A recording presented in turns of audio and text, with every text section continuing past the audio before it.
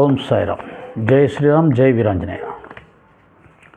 సాయి బంధువులరా, ఆత్మస్వరూపులరా, ప్రేమస్వరూపులరా, మనం హనుమాన్ చాలీసా పారాయణం చేసుకుంటున్నాం.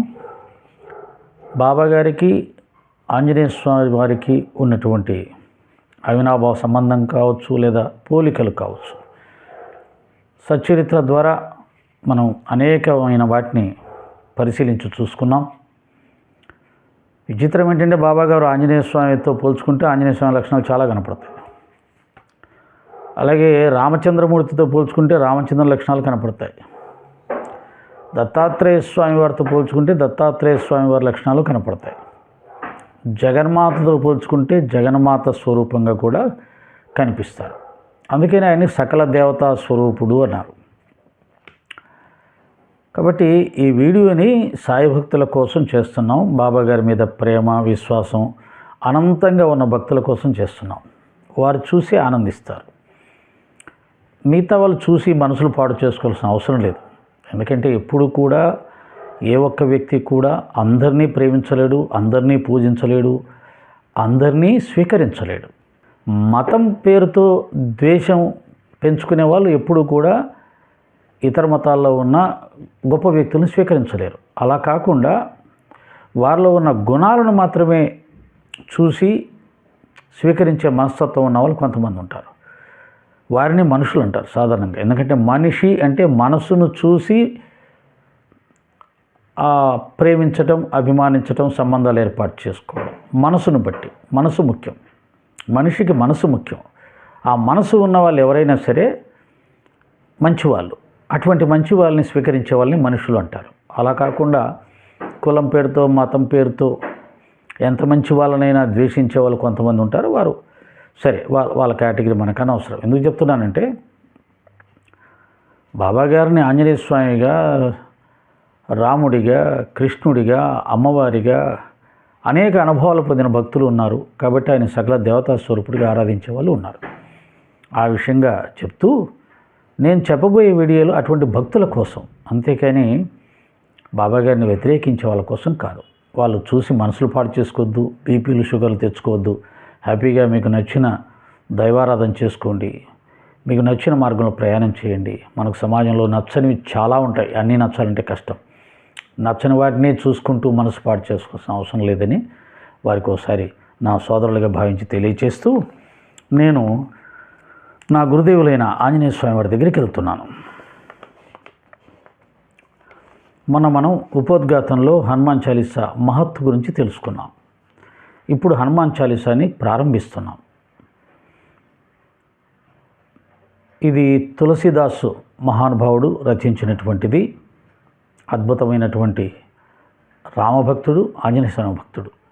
తులసీదాసు రామాయణం గురించి చెబుతూ ఉంటే స్వయంగా ఆంజనేయ స్వామి వారు వచ్చి కూర్చొని ఆనంద బాష్పాలు వర్షిస్తూ వినేవారంట. అంత గొప్ప భక్తుడు రచించినటువంటి చాలీసా 41 చౌపాయ్ అన్నాడు. 41 శ్లోకాల రూపంలో ఉంటుంది. శ్లోకాలు, పద్యాలు, చౌపాయ్ అన్నాడు. హనుమాన్ చాలీసా ప్రారంభం. జయ హనుమాన్ జ్ఞానగుణ సాగర, జయ కపీశ తిహలోక ఉజాగర. జ్ఞానగుణ సాగరుడు అయిన ఓ హనుమ, నీకు జయము కలుగుగాక. త్రిలోకాలను మేల్కొలుపు ఓ కపీశ, నీకు జయము. చూడండి ఈ బొమ్మ ఎంత బాగుంటుందో.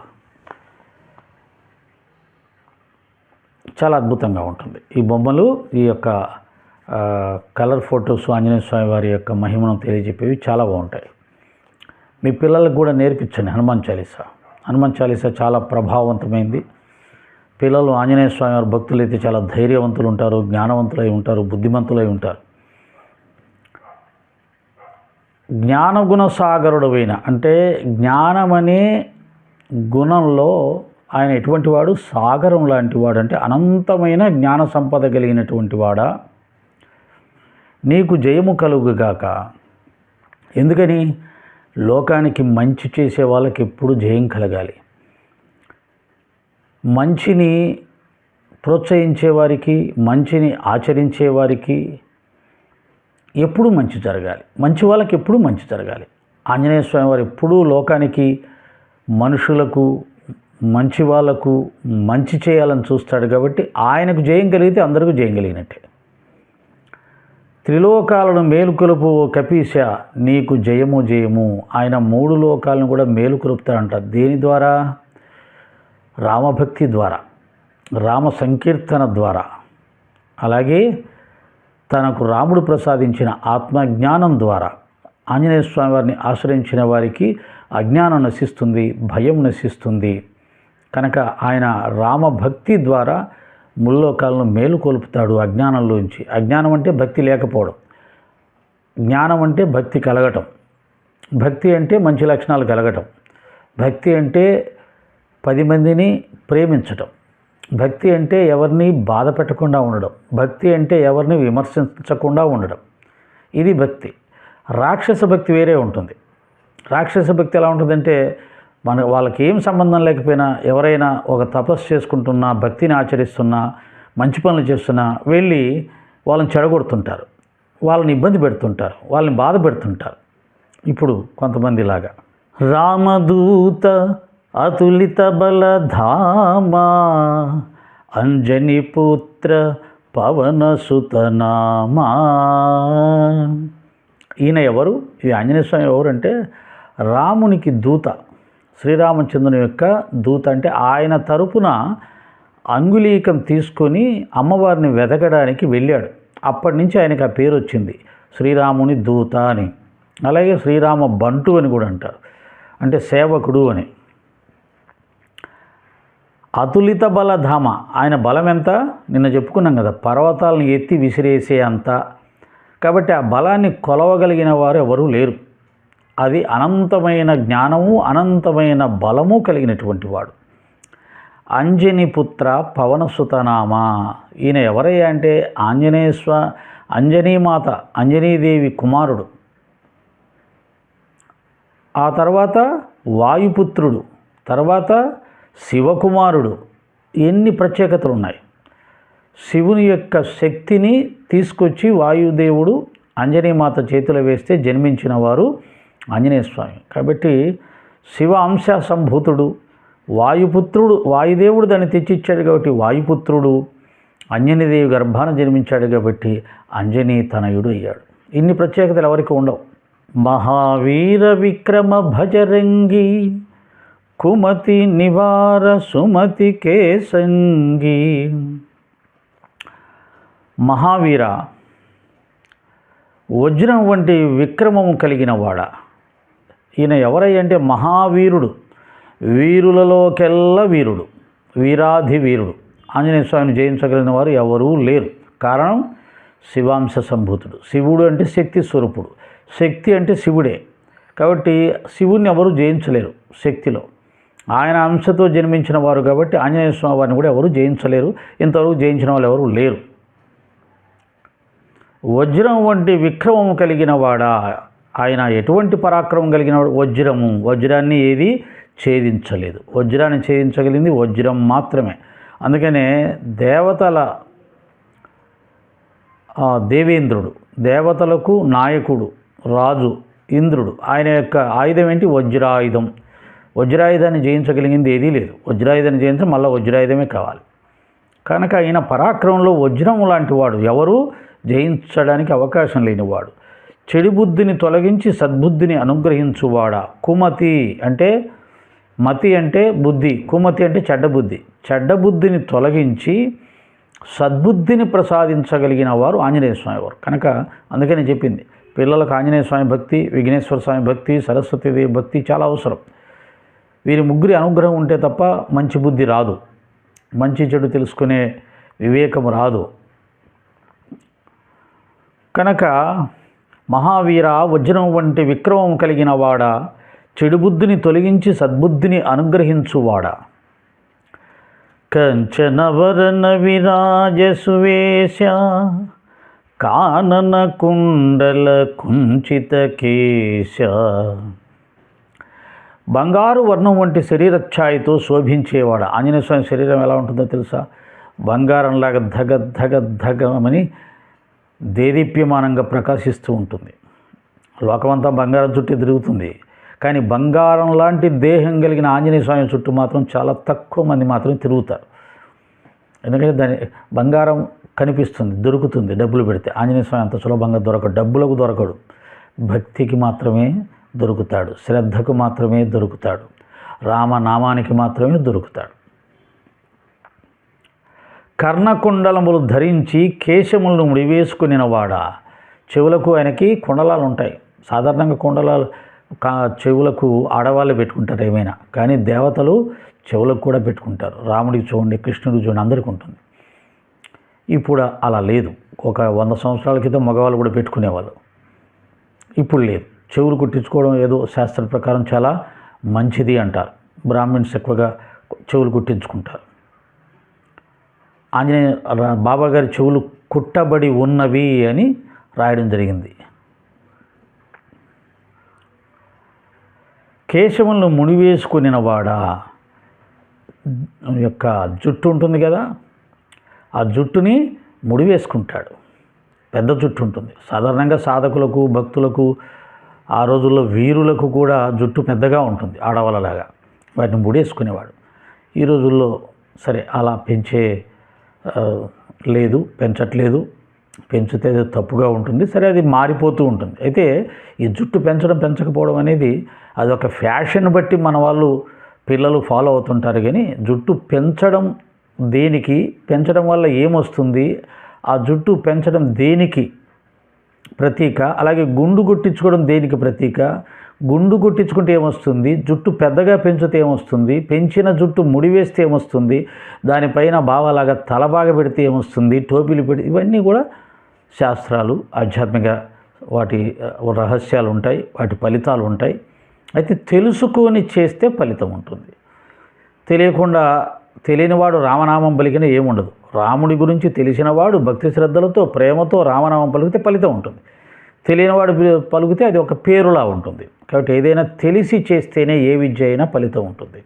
అందుకని సచ్చరిత్ర కానీ ఏ గ్రంథం కానీ చదివేటప్పుడు దాని అర్థాన్ని తెలుసుకొని బాగా ఆకలింపు చేసుకొని ఆనందించి తిరిగి దాన్ని ఆచరించినప్పుడే ఫలితం ఉంటుంది. కానీ తెలియకుండా చేసే పారాయణం, తెలియకుండా పలికే శ్లోకం, తెలియకుండా పలికే పద్యం, తెలియకుండా చదివే పుస్తకం ఎటువంటి ప్రయోజనం ఉండదు. కాబట్టి నువ్వు చదివే ప్రతి అక్షరానికి అర్థం నీకు తెలిసి ఉండాలి. కాబట్టి చదివేటప్పుడు ప్రతిదాని అర్థం నీకు తెలుసుకొని చదువుతున్నావా లేదా అని చూసుకొని చదువు. అప్పుడు అది పారాయణం కాదు, అధ్యయనం అవుతుంది. అధ్యయనం వల్ల మాత్రమే జీవితాలు మారుతాయి, మనసు మారుతుంది, సాధనగా మారుతుంది, గొప్ప స్థాయికి వెళ్తాం. కాబట్టి అధ్యయనం కావాలి. పారాయణం కాస్త అధ్యయన స్థాయికి వెళ్ళాలి. కేవలం పారాయణాలు ఉంటే ఎక్కడేసిన గొంగలు అక్కడే. హాదవజ్ర ఔధజా విరాజై కాంధే మూంజనేవు సాజై. హస్తమునందు వజ్రం వంటి ధ్వజముతో విరాజిల్లువాడా. ఆయన హస్తంలో ఒక ధ్వజం ఉంటుందంట. ఆ ధ్వజం ఎటువంటి ధ్వజం? వజ్రంతో సమానమైన ధ్వజం. వజ్రం దేన్నైనా ఛేదిస్తుంది, వజ్రాన్ని ఏది ఛేదించలేదు. ఇందా చెప్పుకున్నాం, వజ్రంతో ఛేదించబడుతుంది. భుజమునందు ముంజ జంజములను ధరించినవాడా. భుజమునందు ముంజ జంజములు అంటే ఆయన జంజం వేసుకుంటాడు. భుజానికి ఒక ఆభరణం ఉంటుంది, అంటే ఇలా అలంకరణంగా ఉండే ఒక వస్త్రం ఉంటుంది. బహుశా ముంజ అంటే అది అయిండొచ్చు. వస్త్రం వేసుకొని ఉంటాడు ఆయన. భుజం మించి చేయి మీదకి వెళ్ళి ఉంటుంది. అలాగే జంజము ధరించిన వాడా. జంజం అంటే సాధారణంగా బ్రాహ్మణులు, రాజులు, క్షత్రులు, కొన్ని కులాల వారు ధరిస్తారు. అయితే వాళ్ళు కులాన్ని బట్టి కాదు, ఆ జంజం వేసుకునేటప్పుడు గాయత్రి మంత్ర ఉపాసన చేస్తూ వేసుకుంటారు. ఆ రోజు నుంచి గాయత్రి మంత్ర జపం చేయాలి. గాయత్రి మంత్ర జపం చేసేవాళ్ళు జీవించే విధి విధానాలు ఉంటాయి. ఆ పవిత్రత ఉండాలి. వ్యసనాలు పూర్తిగా వదిలేసేయాలి. మనోనిగ్రహం కలిగి ఉండాలి. ఇంద్రియ నిగ్రహం కలిగి ఉండాలి. బ్రహ్మజ్ఞానం కలిగి ఉండాలి. కాబట్టి జంజం వేసుకునే వాళ్ళకి ఇవన్నీ ఉండాలి. ఇప్పుడు కేవలం జంధ్యం అనేది కులానికి సూచించేదిగా వేసుకుంటున్నారు. జంధ్యం ఉంటే చాలు బ్రాహ్మణుడు, జంధ్యం ఉంటే చాలు ఒక ఉన్నత కులస్తుడు, అతను మనవాడు అని అంతవరకే. కానీ ఆ జంధ్యంని వేసుకున్న తర్వాత ఆ జంధ్యానికి ఉండే నియమాలు పాటిస్తున్నాడా, ఆ తపస్సు చేస్తున్నాడా, ఆ జితేంద్రియత్వం మనోనిగ్రహం కలిగి ఉన్నాడా, సంధ్యావందనం చేస్తున్నాడా, ఇవన్నీ చూడాలి. అవన్నీ పాటించిన వాడే జంధ్యం వేసుకున్నట్టు లెక్క. ఉట్టి జంధ్యం వేసుకుంటే ఉంది, అది ఉట్టి తాడే అవుతుంది. కనుక అటువంటి నియమనిష్టలు కలిగిన వాడు, జితేంద్రియుడు, మనోనిగ్రహం కలిగిన వాడు, వాటన్నిటినీ సూచించే జంధ్యము ధరించినటువంటి వాడు ఆంజనేయ స్వామి వారు. ఈరోజు మనం 5 శ్లోకాలు చెప్పుకున్నాం. ఒకసారి 5 శ్లోకాలు చదివేసి ముగించుకుందాం.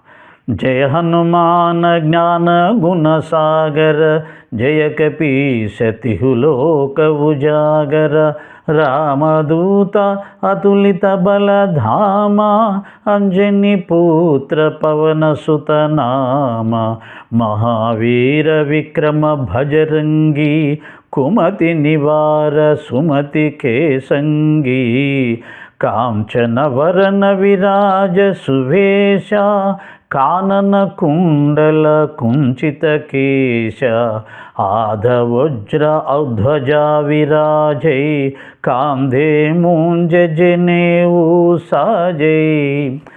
జ్ఞానగుణసాగరుడు అయిన ఓ హనుమ, నీకు జయము కలుగుగాక. త్రిలోకాలను మేలుకొలుపు ఓ కపీశ, నీకు జయము కలుగుగాక. అమిత బలవంతుడవైన రామదూత, పవన కుమారుడను పేరు కలిగిన ఓ అంజనీపుత్రుడా, నీకు నమస్కారం.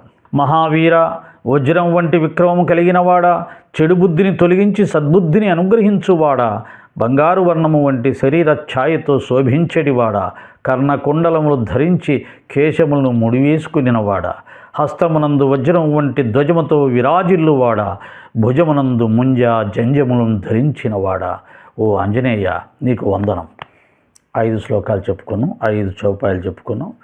రేపు ఇంకొక 5. సాయిరాం. ధన్యవాదాలు.